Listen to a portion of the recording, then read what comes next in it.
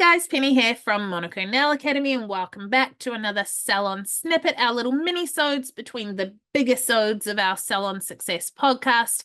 I am here with Pat, Mel, and Erin, and this week the question is, okay, what's your approach to managing no-show clients or late cancellations? Okay, for me, this goes back to me not having that boundary. When I would get a no-show, like 80% of me was like, yay, I don't have to work right now. I've got this extra time off. And that's why I wasn't fully booked. But now I sort of try and have a little bit of understanding. Cancellations, I understand kids get sick, things happen. I try and have a little bit of understanding.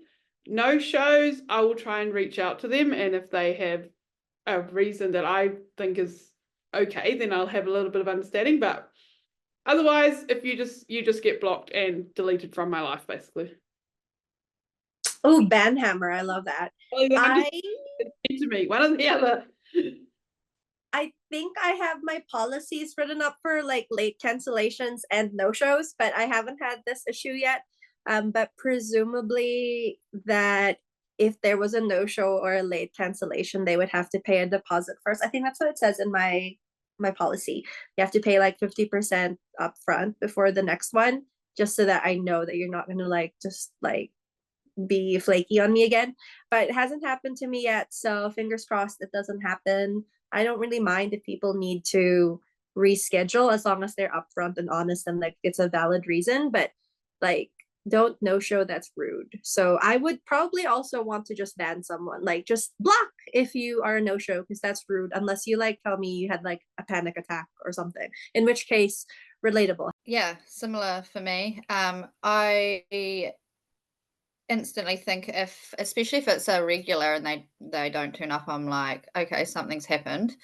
So I will reach out to them, be like, hey, is everything okay? And I would usually be pretty understanding if it's a one-off thing, but if it's the third or fourth time, I'll be like, yeah, you need to pay me a deposit for your next booking, because that's just not cool. Disrespecting my time.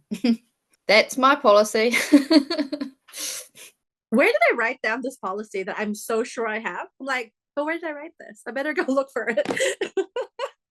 Until you actually have to enforce it though, Pat. Like you said, it's never happened. It's so hard, which I don't know why it is, but it's so hard to enforce it and say, I'm like, I should post it at least on my Instagram, that it can be it's on Instagram. You should have seen it. I don't know. I actually had a pressure thing they have to agree to before they book, that it says blah blah, if you cancel da. But I would say probably 90% of the time I would just say, it's okay, don't worry. I'm such a flake. Me too. I'm way too nice, as you know. Well, hopefully you got some tips and tricks from that. Don't be nice.